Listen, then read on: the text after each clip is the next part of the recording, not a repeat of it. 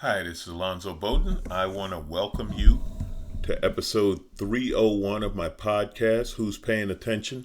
I thank you guys so much. Over 300 episodes. That's great. And there's going to be some good stuff happening in 2021, which we will talk about as 2021 gets closer. So, yeah, I'm happy to be here. I hope you're safe and healthy wherever you are, wearing a mask, etc., etc. The vaccine is starting, which is great news, and we'll talk about that. But first, I hate to start on a sad note, but once again, we have to say his name. Casey Christopher Goodson of Columbus, Ohio, returning home with Subway sandwiches, was shot in his doorway by the police, shot and killed. We don't know what happened. There was a gun found. However, the man is licensed to conceal carry. Also, he was at home. So where was the gun found? Was it in his house? Was it in his possession? We don't know. I'm reading right here. The Ohio Attorney General's office, which normally investigates shootings involving police officers, said it declined to do so. It declined to do so because it was not notified until 3 days later. David DeVillers, the U.S. Attorney for the Southern District of Ohio, said that his office would review the shooting and take appropriate action if the evidence indicates any federal civil rights laws were violated. So I guess if getting killed violates your civil rights, they'll do some investigation. Of course, there were no body cameras. There were no witnesses. So who knows what's going to happen. But, once again, say his name. A young black man killed by the police in his own doorway. Casey Christopher Goodson. So I wanted to start with that. I don't want that to set the tone, but I do want to acknowledge it because it's sad. It's a tragedy. It is, it's angering. And as one person said, well, it was a Tuesday. Yeah, it's too much business as usual. Listen, you guys know how I feel about this. The election is over. Okay? The election is over. Joe Biden won. It's ridiculous. So now, and this is truly, I don't know, how do I describe it? The hypocrisy, the idiocy. So Texas is filing a lawsuit. You may have heard about this. They want to go to the Supreme Court. They actually want to challenge the votes of other states. They want to challenge Georgia, Michigan, Wisconsin, etc. Listen, think about this. Think about how insane this is. Besides the fact that judges over and over have said there's no fraud, stop it, the lawsuits have no validity, there's no evidence, etc., etc. But the idea, and this is where the hypocrisy and the level of bullshit, it's amazing. One state trying to invalidate votes from other states because they don't like the result. Now, these are the people who are always shouting about state rights, states' rights to ban abortion, states' rights to legalize any type of gun that they want, keep the federal government out of it, keep the federal government. Now they're going to the federal government to invalidate another state that ran an election. So if that's the case, then why can't California go to the Supreme Court to ban assault weapons in Texas? Why can't New York go to the Supreme Court to change the abortion laws in Alabama?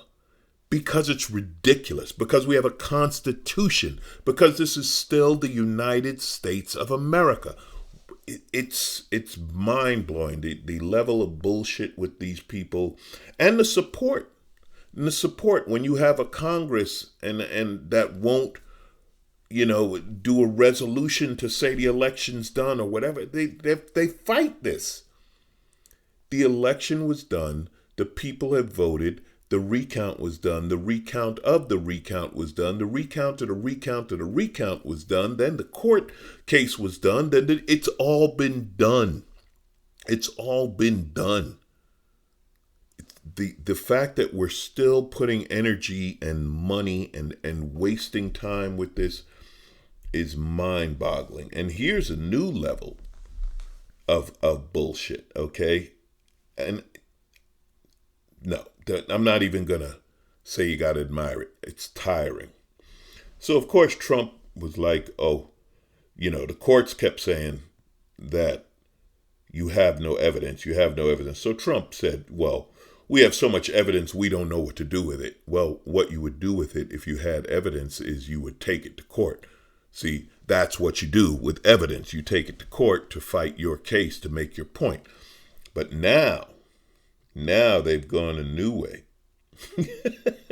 Now, this is comical. And, it's funny. It says a funny thing happened. In this article, it's like a funny thing happened. This truly is funny. Listen to this. This is what Trump and his lawyers are saying, okay? The Texas lawsuit, etc. Despite the chaos of election night and the days which followed, the media has consistently proclaimed that no widespread voter fraud has been proven. Probably because no widespread voter fraud has been proven. Anyway, but this observation misses the point. The constitutional issue is not whether voters committed fraud, but whether the state officials violated the law by systematically loosening measures for ballot integrity so that fraud becomes undetectable. We have no evidence, but that's because you changed the rules to make the evidence undetectable. It's invisible evidence. It's magical evidence that can't be seen. Oh, man. Okay, well, here we go. And it's a great explanation for it. So I tell you, Bigfoot is real. And you say, there's no evidence of Bigfoot. And then I say, well, Bigfoot covers his tracks. So of course there's no evidence of Bigfoot. And the fact that Bigfoot covers his tracks is proof that Bigfoot is real. Yes. And then you take a hammer and you begin to beat yourself over the head just to put a stop to the noise. Oh, enough. I wish it were funny. It is and it isn't. You know what I mean? It is funny because it's such a level of bullshit. But it's not funny because this is the United States of America, and this is a war on the election. This is something real that's going on. Speaking of real that's going on, ignoring the Constitution, ignoring right. Remember, these are the right-wing people. These are the people, some bitch, I know my civil law rights of the Constitution, blah, blah, blah, blah, blah. I could do what I want. Yeah, you can't tell me I'm some bitch NASCAR. That's their argument all the time. So how about this? And again, just imagine the flip. Florida State Police raided the home of Rebecca Jones. They went in with guns. She said her husband and her kids were upstairs. The police pointed a gun at the stairs. If you've seen the pictures, you know how this went down. They went to get her computers, saying that she was a hacker and she was, spreading false information, et cetera, et cetera. Now, this is a woman who was worked for the Florida Department of Health. She built the COVID-19 tracking dashboard. In other words, the original tech to see how many people have the virus, where the virus is spreading, et cetera, et cetera. And then she became a whistleblower. And she said that they ordered her to manipulate Florida's data so it wouldn't look as bad as it is. And they fired her. Now they're saying that the whistleblowing she did, that she hacked into their computer system to send this message to all these people. Well, the only problem is the way she did it. Because now, upon further investigation, Jones might have accessed an email address that the Florida Department of Health published for anyone to see on the open web. The Florida Department of Health has a single shared username and password, and that username and password is freely accessible on the web. And that's what you use to send this information. So she's a master hacker. She went on the internet and got the email, if she's the one who sent it. Public info. Now, what do they tell all of us? Don't use the same username and password for all your websites. Mix it up. That way, if somebody hacks in, they don't get all of yours. None of us do it, but that's what they tell us to do. You going to remember 27 different logins and passwords? I'm not. My computer remembers all of them, so you just click, you know. But I'm not the Florida Department of Health. I don't have the resources of the Florida Department of Health. If you're the Florida Department of Health, maybe you don't publish your username and password on the internet and then bust into someone's house with guns drawn to say that they hacked into it. Once again, imagine a Democratic governor having the state police raid a Republican's home to take their computers.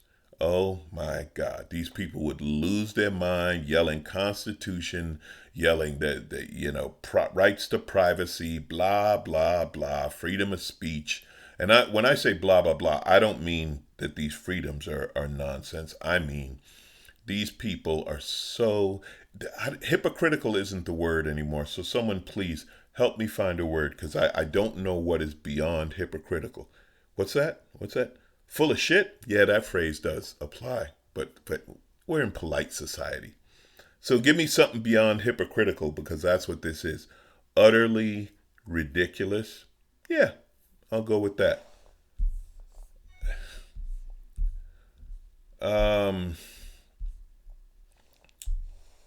Continuing this nonsense. And here's the underlying thing on this, in my opinion. The credibility of the Republican Party's in question as a party. And some Republicans have been saying this, but more need to, and the Democrats and the media need to shout it from the rooftops. You can't consider this a credible party anymore. If this is the behavior that they're exercising, whether it be sending the police to break into a whistleblower's house, or refusing to accept a legal election. And we're not talking the right-wing crazies. We're talking members of Congress that still won't say that Biden is the president-elect. And the oh God, with the chanting everywhere, the chanting that Fox News is for, blah, blah, blah. The Republicans love to chant. But all of this, the endorsement of the racism, which I'm going to get into some more in a minute, and the on and on and on. The credibility of this party, okay, I'm going to talk about it at the end, because the question comes up, is this who we are? And I say, absolutely, it's who we are. So, continuing to attempt to build his cabinet, Joe Biden nominated a retired General Lloyd Austin as his defense secretary. If you saw this guy, if you heard this guy, this is the guy who should run the Pentagon. This dude is straight up badass retired general. Big, strong, powerful, everything else, and experienced and knowledgeable. Okay? Now, here's the thing. You're supposed to have a civilian run the Pentagon. That's supposed to be part of the checks and balances. What's that, checks and balances? Didn't that go out the window? Yeah, it did, but we still pretend. So, it's supposed to be civilian control of the Pentagon. Now, this man's retired, so technically he is a civilian, but he hasn't been retired long enough, okay? This came up with General James Mathis, who Trump selected to run the Pentagon in 2017. And what they did was, for Mathis, the Congress got together and said, we'll waive that rule to put the best man for the job, whatever, to put him in. Do you know who's fighting General Austin going in? Democrats. Let me say that again. Do you know who's fighting him going in? Democrats. Once again, the best enemy to a Democrat is another Democrat. They just don't get it. They just don't get it. Work together, get the power, then make changes. Nah, we'd rather snipe at each other right from the start. So you have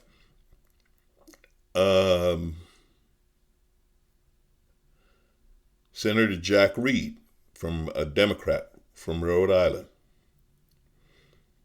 I think the preference would be for someone not recently retired. Senator Tammy Duckworth from Illinois, an Iraq War veteran, by the way. I will not vote for the waiver. I believe very strongly that there needs to be civilian control, civilian oversight. Senator Richard Blumenthal, Democrat from Connecticut, will not support a waiver for Austin. So the Republicans, the Republican Senate doesn't even have to shoot this one down. The Democrats will do it themselves. Yeah, because why not? Can you imagine Republican senators shooting down a Trump nominee for anything? No, you can't even imagine it. They would never do it. They would never speak out publicly. Mitt Romney is the only Republican that speaks out publicly against Republican bullshit and idiocy. This is a legitimate pick. This is a man who is the most qualified for the job. And the Democrats are like, oh, no, we wouldn't. No, Republicans, listen, don't get up. We'll destroy our own nominee. It's what we do. So, good. And on and on. Even Elizabeth Warren, I don't think we ought to be doing these waivers. How about that meeting in quiet? How about that meeting with President-elect Biden not in the media? How about talking to him like, hey, we think it'd be better for you to find a nominee who isn't a retired general, as opposed to publicly saying, no, we're not going to vote for him. Good move. Listen, senators, you want to fight for something? Democratic senators, you want to fight for something? How about a mandatory retirement age? How about Dianne Feinstein, who was recently hugging Lindsey Graham, for God's sake? She's 87 years old. No disrespect. She's 87 years old, still healthy enough to work, so good for her. But she's also 87 years old. So she read something, she read questions, and then she read the exact same questions again. And it's just a function of her age. You know why? Because you're not supposed to be in the Senate at 87. You're not supposed to be at the Senate for 30 or 40 years. The sacred founding fathers, that wasn't their idea, for you to go to Congress or the Senate forever. You're supposed to go in, serve, and then leave so someone else can serve. Dianne Feinstein had a great career. Dianne Feinstein was a great senator. Dianne Feinstein has done tremendous things in her time. It's time for her to retire. And not just her, all of these 80-year-olds who've been there 30, 40 years. How about term limits? 2 terms for the president, 3 terms at most for a senator. That would be 18 years. Then you get out, and no, you don't keep your benefits for life. Remember we had Strom Thurmond? We had a senator who had voted for segregation, and he was a senator for life. Never got rid of him. Times change, okay? Listen. They give you an iPhone. They tell you to log into a Zoom meeting. If you can't do it, gotta go. They tell you to, set up Apple Pay or start even a Facebook account. Forget about TikTok. Just Facebook. If you can't handle Facebook, gotta go. If you don't, there's an age, okay? And I'm not saying all old people are incapacitated, or what you call me an ageist if you want, but why is it that most jobs you have to retire at 65 or 70, but somehow we think the people who run the country should be there in their late 80s? And yet, even with Biden being in his late 70s, mid to late 70s being elected president, not the greatest idea, but we'll take it compared to the other one. So, I don't know. I don't know, which is great. This is a great lead-in because I have a sponsor of the podcast now, BetterHelp. And BetterHelp is fantastic because what BetterHelp does is they help you with your mental health. Now, all joking aside, you've heard me talk about this before, and I'll always talk about it. Mental health issues are real. I've dealt with mental health issues. I've done therapy and counseling. I'm in recovery. I have no problem with that. If you know there's a problem and you get help, that's great. Help is real, and help is out there. BetterHelp provides that. Listen, mental illness, and again, I will say this over and over, it's not always major. It's not always incapacitating. We're not talking about necessarily you being so bad that you need to be committed, etc. No, it's not that. And there is no stigma. We're talking about something as simple as getting in our own way. Okay? Yeah. Getting in our own way. We have done that. I've done that. You've done that. We've all done that. Okay? I want you to go to betterhelp.com/Alonzo, and I want you to get some help. What interferes with your happiness? How many times is it you? Is something preventing you from achieving your goals? If you're saying no before you even try, maybe a therapist can help you get past that. Okay? It's a safe online environment, private. You can start communicating with a therapist in under 24 hours. You send a message to your counselor, you get timely and thoughtful responses. You can schedule it weekly for video or phone. Okay? It is private. It is for you. They service clients worldwide. Professional counselors, and these are just some of the things they specialize in: depression, stress, anxiety, relationships, anger, family conflicts, LGBT matters, grief, all the things that we're dealing with, especially in 2020. 2020 is a tough year for anybody. So it's okay to get a little help. Anything you share is confidential. They're professional. It's affordable. If you want to start living a happier life today, as a listener, you get 10% off your first month by visiting our sponsor at betterhelp.com/Alonzo. Okay? Over 1 million people have done this. They take care of your mental health. Take care of yourself. It's the holidays. A lot of people get lonely during the holidays, go through depression during the holidays. Talk to someone. Find out, and I always say this, the most powerful thing, find out you're not the only one. Okay? BetterHelp. That's help, H-E-L-P. BetterHelp.com/Alonzo. Do it for yourself. Feel better. Let's go into 2021 kicking ass, okay, and believing in yourself. It's a new year. We're going to make it. We're going to be all right. I want you to be all right. Thank you. Now, you know who else said we're going to be all right? And you got to believe him. Bill Gates. Bill Gates has predicted that in the spring, the numbers of COVID-19 are going to change dramatically, and it'd be possible to return to normality. Now, why is that important? Well, first of all, as we all know, Bill Gates created the virus, right? To do something with 5G phones, and then he was going to inject tracking devices through us to the vaccine. I mean, come on, common knowledge. I'm kidding. I'm joking. Those are conspiracy theories that are nonsense. But Bill Gates has made some predictions. He did predict Pfizer would be the first vaccine available. Maybe he was in on it. Bill Gates is a very smart man, and that's why people listen to him, and these are his predictions. And let's hope he's right. Let's hope he's right. Let's hope this vaccine gets out there and we get to some sense of normalcy by the spring. That would be great. Thank you, Bill Gates. I like your prediction. Here's someone else who I like what he's saying, and this one's tough because I'm a Carolina fan. Coach K, Mike Krzyzewski. If you know nothing about college basketball, I can tell you that this coach is legendary. Duke, he built Duke. It is a legendary college basketball program.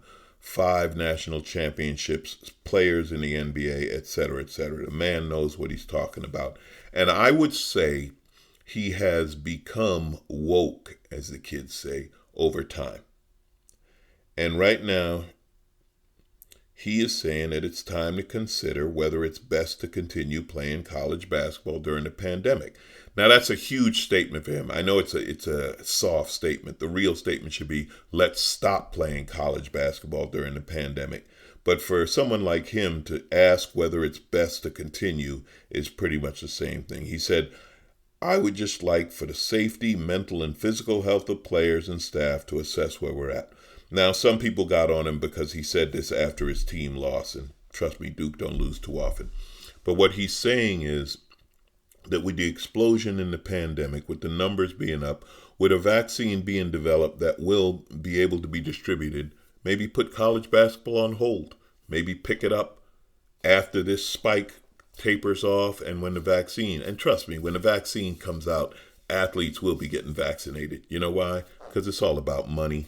That's why the NCAA doesn't give a shit about college athletes. They care about money. They care about the NCAA tournament being a billion-dollar business. That's what they care about. And they will sacrifice these kids and they will sacrifice their health to keep making money. The NCAA does nothing for these kids. I've said it over and over. Get the NCAA out of college basketball. Get them out of college football. They want to run amateur college sports, track and field, tennis, swimming, diving, gymnastics. No disrespect to those sports. They're great sports. The competitors are athletes, and they're student athletes. Basketball players and football players are revenue-generating athletes. They're revenue-generating machines. They should be paid, but at the very least, somebody should care about their health. So thank you, Coach K. I don't think anyone's going to listen to you on this one, but you are right. Okay, you like conspiracies? You like crazy? I'm going to give you some crazy. Do you know about this? Are you aware of the Intergalactic Space Federation? No, not Space Force. The Intergalactic Space Federation. Chaim Eshed, or Eshed, I think, a 3-time recipient of the Israeli Security Award and a current professor. So this guy's, I don't know, he's not crazy, but he says that aliens have already visited Earth, that aliens are the ones who prevent nuclear war, that they've been in touch with Israel and the United States and other countries, and the only reason that, and this is the only part of it I believe, that Earth is not part of the Intergalactic Space Federation is they say, we're not ready.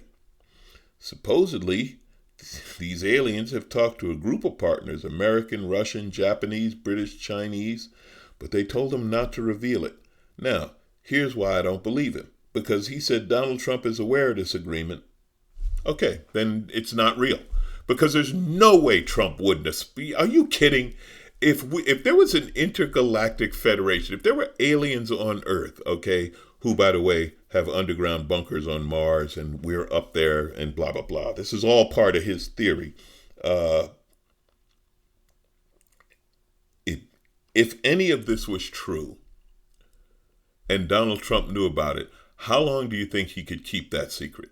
How long do you think he couldn't keep that secret long enough for you to say the sentence, keep it a secret? So, no, I'm sorry. But I like it. I like it. Aliens prevented this. These are just some of the things that he claims that aliens have done, okay? Aliens prevented the Soviet Union from striking back against the U.S. with a nuclear weapon after the Bay of Pigs invasion in Cuba. Aliens, as I said, underground bases on Mars that housed extraterrestrials and human astronauts. Yeah, I like it. Now he says, if I had come up with what I'm saying 5 years ago, I would have been hospitalized. But today they're already talking differently. Could that be the dumbing down of Earth? I know we talk about the dumbing down of America, but maybe dumbing down of Earth. Yeah, I love it though. Yeah, so... yeah. What the hell? You know what? Let's power up that Space Force. Let's show this Intergalactic Federation what we're made of. Does this not sound like kind of like the movie Independence Day? Maybe? I don't know. What the hell? Maybe he's right. Maybe he's right. In which case, like I say, the one part that I would agree with is if you say the aliens are like, Earth ain't ready. Earth is not ready for intergalactic travel and dealing with other planets. I would say, yeah, you're right about that. So I talked a little about the racism and hatred and who we are. And this is an interesting story out of the USA Today. And the question that is posed is this what we're becoming? And I say, no, it is not what we're becoming. This is who we are. And when I say we, I mean America, okay? I hate to say it, but it's true. The only Anne Frank Memorial in the United States was vandalized. And it wasn't just vandalized. What they did, this is a memorial in Boise, Idaho. It has a life-size bronze statue of Anne Frank holding her diary. Nazi stickers, swastika stickers were put on it that say, "We are everywhere." Swastika stickers were put on it saying, "We are everywhere." Okay? And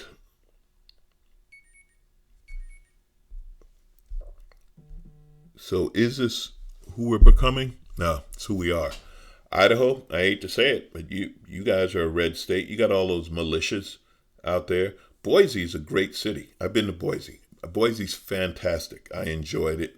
I haven't been there in a long time, but when I went, I was surprised at what a cool little city Boise is. But when you ask, is this what we're becoming? Well, you're in Idaho. So drive 50 miles outside of Boise in any direction where you have these militias in red hats training for some war that they think they're going to have with the government, where you have white supremacy just running rampant. Is this who we're becoming?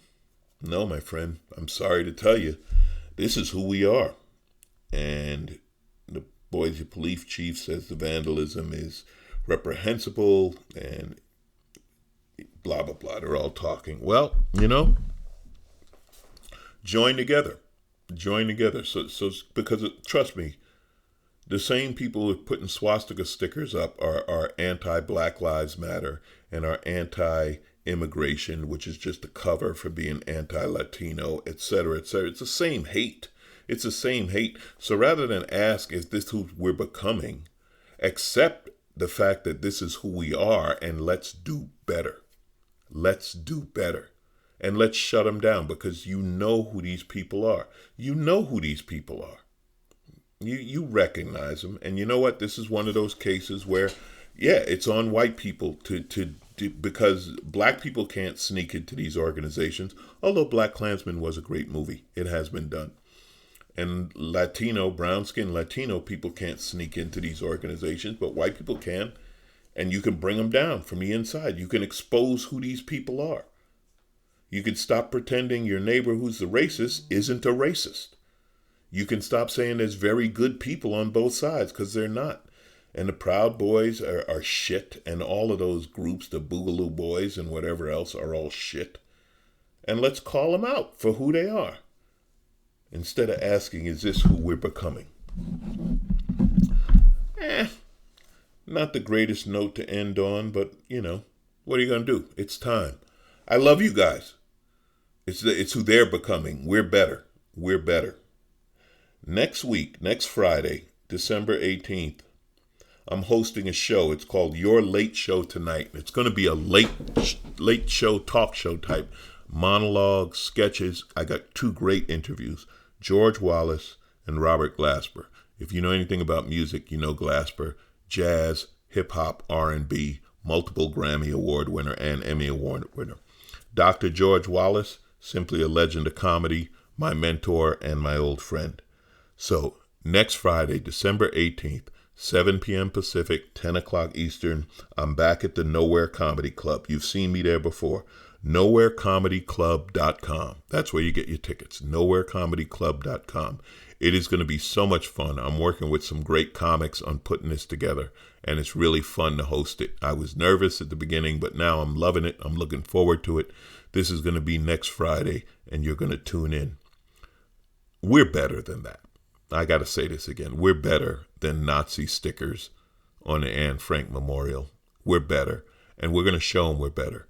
And if you have a friend who's a Democrat in the Senate, tell him to knock it off and support the president-elect. And if you have a friend who's a Republican, tell him that Biden is the president-elect. Who's paying attention? You guys are. I appreciate it. I get emails and DMs from you guys for listening. It's humbling, and I love it, and I thank you. Happy holidays. Again, be safe. Do the shopping online. Don't go to the mall. Don't go to the mall this month. It's spiking. Things are bad out there. All right? Keep laughing. I always say it. Keep laughing, because they'll wonder what you're up to. I love you. Thank you. Good night.